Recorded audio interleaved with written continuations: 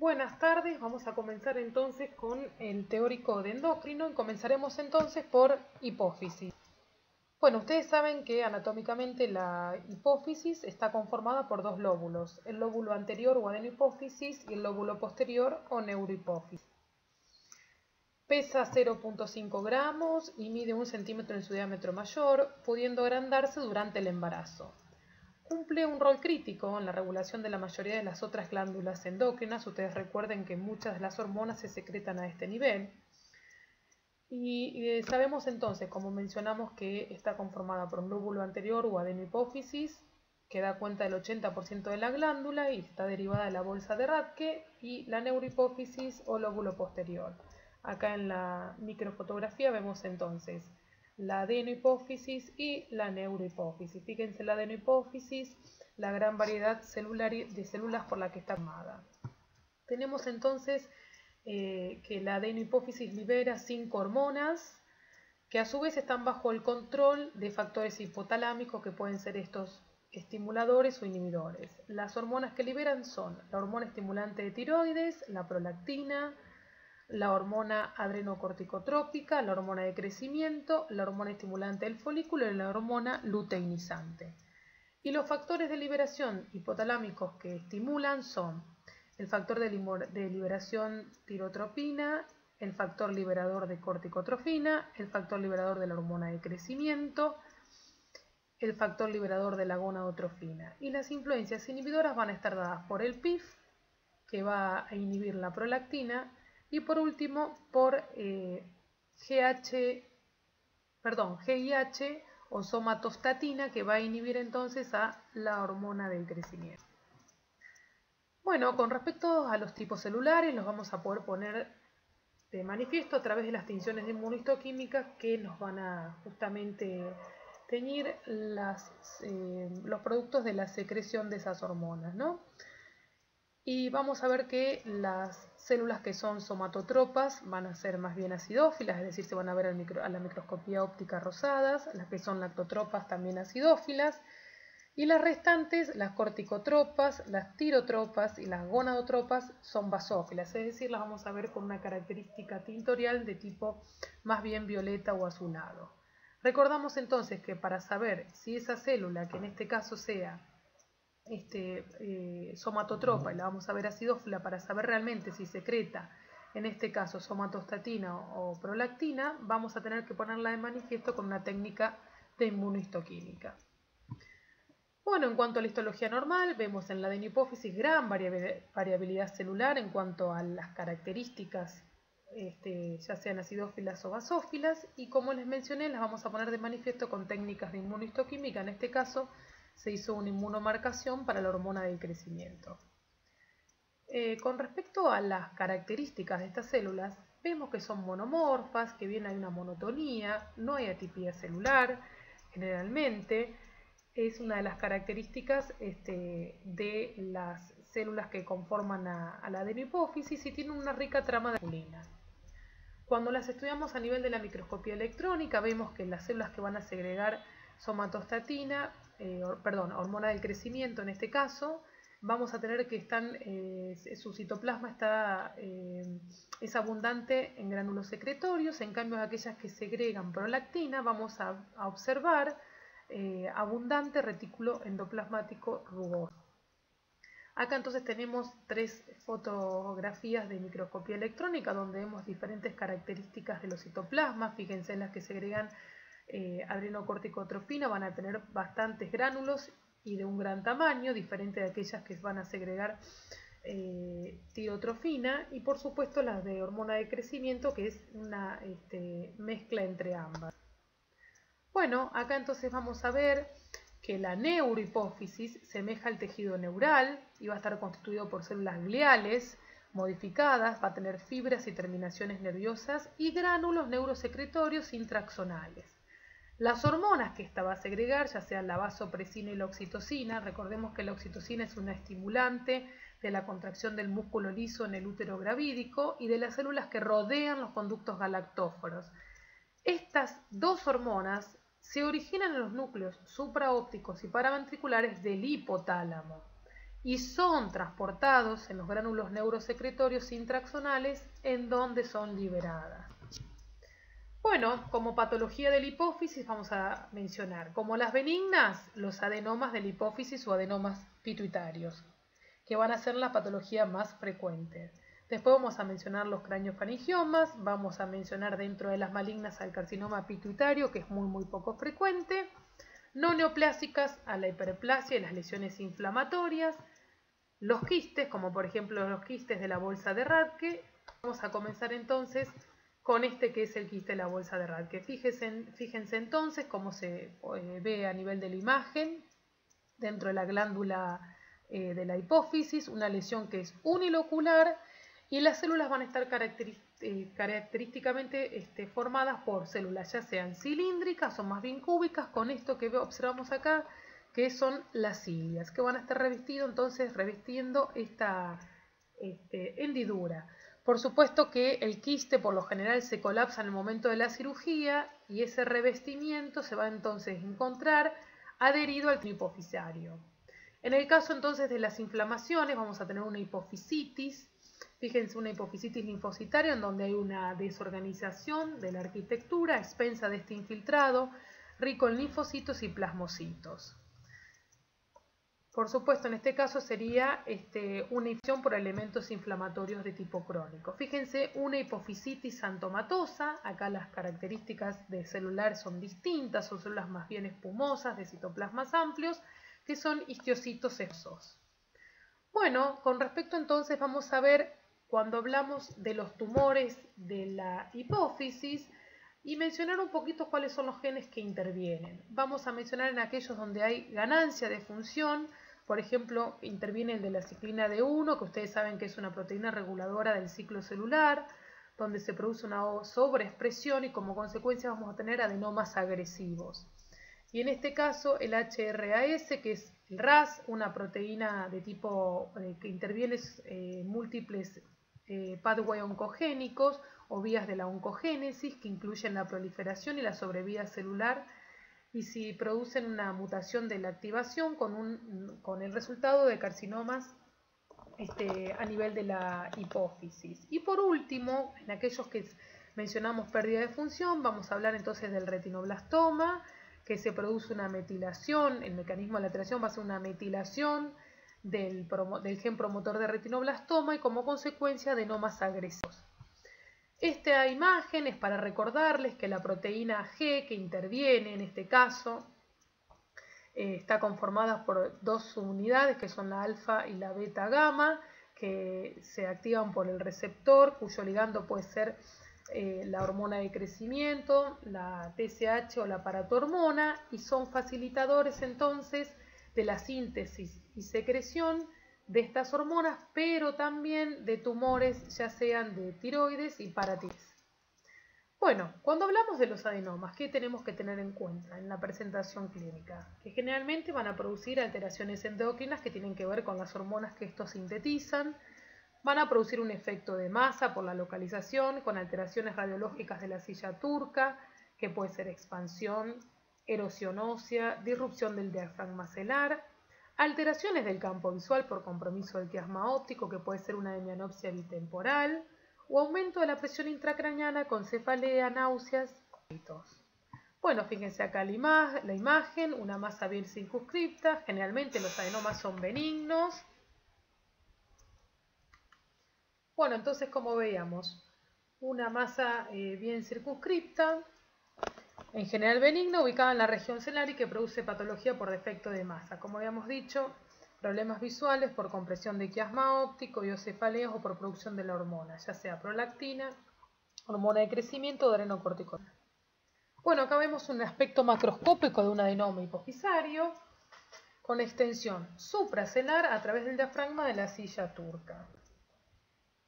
Bueno, con respecto entonces a los adenomas, en forma general sabemos que el 10% de todos los tumores endocranianos corresponden solo al 10%, la edad de mayor incidencia es alrededor de los 30 a 50 años, son microadenomas cuando son menores de 1 centímetro y se encuentran entre 1 a 5% de los adultos y raramente tienen una secreción hormonal importante.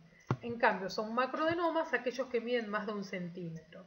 Se componen de células redondeadas, como ya hemos dicho previamente, que son uniformes, pequeñas, hay como una monotonía, en cuanto a las características celulares, con un núcleo redondeado y un citoplasma acidófilo, puede ser también basófilo, y puede ser que se expongan en nidos o cordones, y obviamente van a tener vascularización prominente para el vuelco de las enzimas, de las hormonas, para que alcancen la circulación sistémica. La mayoría son clonales. Fíjense en este caso, el monomorfismo de estas células contrasta marcadamente con la heterogeneidad de las células que se observan en una adenohipófisis normal, ¿no? Y se observa además, en este caso, ausencia, que lo hemos visto y mencionado, de la trama de retina. Cuando uno pide una técnica específica, como por ejemplo en este caso técnica de plata, se ve que en la microfotografía correspondiente a la vemos entonces la glándula normal, que en la hiperplasia aumenta esta visión de tipo acinar, que en el adenoma se pierde entonces la trama de reticulina suficiente. Bueno, entonces acá un poquito para recordar la clasificación y ver el síndrome asociado. Si aquel adenoma de hipófisis produce prolactina, vamos a tener como sintomatología una galactorrea y una amenorrea en las mujeres, y en esas que son obviamente fértiles puede haber disfunción sexual, infertilidad, pérdida de la libido. Cuando la hormona se trata de la hormona de crecimiento, vamos a tener en cuenta entonces las epífisis. Aquellas que están abiertas vamos a tener entonces en los chicos gigantismo, que van a ser extremidades largas y talla alta estatura, y sinoacromegalia en los adultos. Con respecto a la combinación de ambas, vamos a tener la combinación obviamente de las características, la sintomatología que comparten, el corticoide, el síndrome de Cushing o el síndrome de Nelson. Cuando es la hormona tiroides vamos a tener un hipertiroidismo, y cuando es la gonadotrofina, que puede ser la folículo estimulante o la luteinizante, vamos a estar en presencia de un hipogonadismo, efecto de masa, y también un hipopiritismo. Bueno, los tipos histológicos van a tener que ver entonces, puede ser un prolactinoma o aquella que secretora la hormona de crecimiento, mixto o adrenocorticotrofina. En ese orden es como también nos da el libro de ustedes el resto. Bueno, acá lo mismo, entonces prolactinoma, hormona de crecimiento y corticotrofina. Fíjense entonces las características, un patrón difuso o un patrón sinusoidal. Acá es una muestra para que vean una punción por aspiración con aguja fina intraoperatoria, y fíjense cómo se ven entonces que puede tener cierta atipía, inclusive dice el texto que por más que tenga necrosis, hemorragia, atipía, se lo sigue considerando una lesión benigna. Y bueno, entonces toda esta caracterización de las lesiones de la glándula, de la hipófisis, de la adenohipófisis, van a dar entonces el hiperpituitarismo, que sería el producto sintomatológico y obviamente la clínica que va a tener ese paciente, producto del incremento en la secreción de hormonas por un adenoma productor de esas hormonas, ¿no? Los adenomas hipofisarios pueden ser macroadenomas mayor de 1 centímetro, micro menor de 1 centímetro, si clínicamente pueden ser funcionales o silentes. Los macroadenomas pueden provocar efectos de masa, eso ya lo habíamos visto, incluidos los trastornos visuales. Los adenomas funcionales se asocian a varios signos y síntomas endocrinos. Las mutaciones del gen EGNAS1 producen una activación constitutiva de la proteína G, como lo vimos previamente, que es estimuladora, y son una de las alteraciones genéticas más frecuentes que se ven en los adenomas de adenohipófisis. Y las dos características morfológicas distintivas, las vuelvo a mencionar, es el monomorfismo de las células, son monótonas, parecidas, sin atipías, y ausencia de la trama de retículo. Bueno, acá fíjense la morfología de un prolactinoma, acá un adenoma, entonces fíjense en este caso el prolactinoma, muchos gránulos secretorios, se dan frecuentemente entre 20 a 40 años en las mujeres, son el 30% de todos los adenomas hipofisarios, pueden ser microadenomas o tumores grandes, expansivos con efecto de masa, las células son débilmente acidófilas o cromófobas, y por supuesto con la inmunohistoquímica vamos a poner en evidencia la prolactina. La prolactinemia se correlaciona obviamente con el tamaño de ese adenoma. Y vamos a tener como sintomatología la amenorrea, la galactorrea, la pérdida de libido e infertilidad, y por supuesto puede existir hiperplasia láctea, ¿no? Recordemos también que no solamente la hiperprolactinemia puede ser causa de un adenoma de hipófisis. Tenemos otras causas que pueden ser muy comunes, las drogas, como por ejemplo los antagonistas del receptor de dopamina, como el haloperidol, reserpina, risperidona, metoclopramida, y también tratamientos como un agonista del receptor de dopamina como la bromocriptina. Y recordemos que los valores normales para la prolactina son, en los hombres, de 2 a 18 nanogramos por mililitros, en las mujeres que no estén embarazadas de 2 a 29 y en las mujeres embarazadas de 10 a 109. Bueno, ahora vamos a pasar al adenoma de hormona de crecimiento, expansión monoclonal de células con mutación somática. Dijimos que los adenomas generalmente se ven en una expansión monoclonal. Las células granulares son acidófilas o cromófobas, y dependiendo entonces de la estimulación, si es previo o posterior al cierre de las epífisis, va a dar gigantismo en los niños, acromegalia en los adultos. Y estimulan a nivel hepático la secreción del factor de crecimiento insulinocilin. El tratamiento se hace cirugía, que es transesfenoidal, radioterapia. Bueno, acá tenemos entonces la imagen inmunohistoquímica, productor entonces del crecimiento. Acá fíjense uno mixto que va a producir entonces prolactina y somatotrofina. Fíjense el aspecto macroscópico, en este caso, que infiltra el cerebro, y acá en la microfotografía. Bien, vamos a aquel que es adrenocórtico, aquel que produce el adenoma, productor entonces de ACTH. Tenemos que son microadenomas generalmente, células basófilas cromófobas, que son Paz positiva por el contenido rico en hidratos de carbono, y puede producir entonces clínicamente un síndrome de Cushing. ¿Por qué? Por el hipercortisolismo adrenal, pero recuerden que este aumento del cortisol adrenal en el síndrome de Cushing también puede ser por otras causas. Las causas más frecuentes es la administración de corticoides en forma externa, ¿no? Pero acá la causa va a ser el aumento de N-corticotrofina por el adenoma hipofisario. O podemos estar en presencia de lo que se llama realmente enfermedad de Cushing, que es cuando el hipercortisolismo se debe por el aumento de adenocorticotrofina hipofisaria. Y también otra sintomatología puede ser el síndrome de Nelson, que son adenomas grandes, destructivos, que se desarrollan luego de adrenolectomía para tratar un síndrome de Cushing. Entonces se sacan las adrenales y se produce la pérdida del efecto inhibitorio de los corticoides producidos por estas adrenales que ya no están. No te voy a tener ese efecto inhibitorio sobre un microadenoma adrenicotropo preexistente. Entonces, lo que se produce es que las adrenales, al estar ausentes, no hay un hipercortisolismo. Bueno, fíjense cómo son las características. Acá ponemos de relieve el Paz positivo.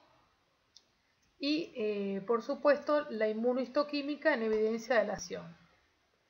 Bueno, los adenomas liberadores de gonadotrofinas, que van a ser folículo estimulante y luteinizante, se dan a un 10 a 15%, hombre y mujer por igual en la edad media, y podemos tener sintomatología como disminución de la visión, cefaleas, diplopía, apoplejía, y la deficiencia hormonal más frecuente es de luteinizante y produce fatiga, disminución de la libido en el hombre, por pérdida de la testosterona, y amenorrea en la mujer, obviamente premenopáusica, ¿no? Puede ser de células vaso o cromófobas. Y también existe el adenoma de células nulas, son aquellos adenomas, es decir, aquellas masas proliferantes celulares, una verdadera neoplasia, que constituye un adenoma, pero en la cual la secreción que produce no es detectable, por lo tanto se lo consideran adenomas silentes o de células nulas. Son tumores no funcionales, 20% de todos los adenomas hipofisarios, es un porcentaje importante. Las células son cromófobas o con citoplasma eosinófilo granular, cuando tienen hiperplasia mitocondrial, con gránulos neurosecretorios infrecuentes. Pueden presentar síntomas por efecto de masa y por agrandamiento abrupto del adenoma con una hemorragia, del adenoma, y eso se llama apoplejía hipofisaria, que comprometen la adenohipófisis y llevan como resultado a un hipopituitarismo, que sería la disminución de la producción de la secreción de todas estas hormonas, ¿no? Bueno, fíjense acá un adenoma hipofisario que es masivo, en este caso fue no funcionante, creció demasiado y entonces es como que ya va más allá de los límites de la silla turca, ¿no? Tienden a ser más grandes cuando son no funcionantes en el momento del diagnóstico, porque no tengo la evidencia sintomatológica que me advierta la posibilidad de ir a buscar entonces una alteración de hipófisis. Fíjense, es un hallazgo incidental en la autopsia de una mujer de 78 años, y en el corte coronal lo que vemos es la silla turca que muestra el tumor, que lo completa y comprime el tejido residual periférico. Acá vemos que el tejido residual periférico muestra la inmunohistoquímica, el residuo entonces de la hormona de crecimiento, ¿no? Las células ejecutoras de crecimiento. Bueno, acá entonces uno de células nulas, fíjense en los pocos de secreción. Y las manifestaciones clínicas de los adenomas hipofisarios vamos a tener entonces a manera de resumen. Los prolactinomas, amenorrea, galactorrea, pérdida de la libido y esterilidad. Los adenomas de hormona de crecimiento, células somatotropas, vamos a tener gigantismo en los niños y acromegalia en los adultos. Adenoma de células corticotropas, síndrome de Cushing con hiperpigmentación cutáneo-mucosa. Y todos los adenomas, sobre todo los no funcionales, como lo repetimos, porque no tienen la sintomatología que nos advierta una posible lesión, pueden asociarse a síntomas derivados del efecto de masa y, por supuesto, a un hipopituitarismo. Bueno, 3 palabras sobre carcinoma. Hay que saber que son muy poco frecuentes, la mayoría no son funcionales y pueden ser bien diferenciados, que se parezcan a un adenoma, o con grados variables de plomorfismo. Lo más importante es que el diagnóstico requiere la demostración de metástasis ganglionar, agua e hígado. Y bueno, como el hipopituitarismo, tenemos entonces las causas, disminución de la secreción de hormonas hipofisarias, que puede ser de origen ya sea hipotalámico o hipofisario. Afectación se necesita para en presencia de un hipopituitarismo de por lo menos el 75% de la adenohipófisis. Puede ser debido a tumores u otras lesiones por efectos de masa, a cirugía o radioterapia de hipófisis, a quistes de la hendidura de Rathke, a apoplejía hipofisaria, a necrosis isquémica, que es el síndrome de Sheehan, que se da en el estado puerperal, síndrome de la silla turca vacía, tumores como el craneofaringioma o metástasis de un tumor de mama o de pulmón, y a infecciones como sarcoidosis, meningitis, tuberculosis. Bueno, fíjense, la apoplejía hipofisaria es una gran lesión, una extensa lesión hemorrágica. Entonces esto me va a dar, por supuesto, esto en un hombre de 76 años, con un adenoma de células nulas. Por lo tanto, vamos a estar en presencia de esta hemorragia intratumoral y necrosis de un hipopituitarismo. Acá en el síndrome de Sheehan, fíjense, crece demasiado, no alcanza a nutrir la circulación y se produce una necrosis de tipo coagulativa. Bueno, en las imágenes coronal, en el lado de la izquierda y sagital la derecha, fíjense, sin contraste que meses más tarde se produce una disminución marcada en el tamaño de la glándula adrenal. Bueno, tumores supracelares, es decir, los que están hipotalámicos. Vamos a tener hipo o hiperfunción de la hipófisis. Diabetes insípida, gliomas, craneofaringiomas, que es el 1 o 5% de los tumores intracraneales. Bueno, acá en el hipotálamo el aspecto macroscópico de una histiocitosis de células de Langerhans que compromete al hipotálamo, y en la imagen de abajo un linfoma sistémico que con compromiso seco del hipotálamo. El craneofaringioma. El craneofaringioma deriva de elementos remanentes de la bolsa de Rathke y forma una masa que es expansiva en la silla turca que infiltra hueso, erosiona el hueso e infiltra las estructuras adyacentes. Va a estar constituido por epitelio de aspecto escamoso y columnar, que puede formar estas figuras de aspecto quístico que tienen un contenido de colesterol en su interior, y podemos tener dos formas, una papilar y otra adamantinomatosa. Bueno, acá fíjense entonces las características, acá se ve de tipo papilar en esta imagen. Fíjense entonces las laminillas de tipo, en este caso, queratina compacta y acá los cristales de colesterol. En este caso, una variante de tipo papilar es sólida y también puede mostrar calcificación. Y fíjense en la imagen B, hay una descamación artefactual del epitelio que da esta imagen de tipo pseudopapilar. Y finalmente vamos a tener entonces las metástasis, que también las mencionamos como causa de hipopituitarismo, en este caso, una lesión de tipo un carcinoide maligno metastásico en neurohipófisis que se extiende al hipotálamo.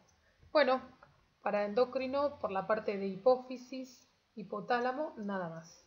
Muchas gracias.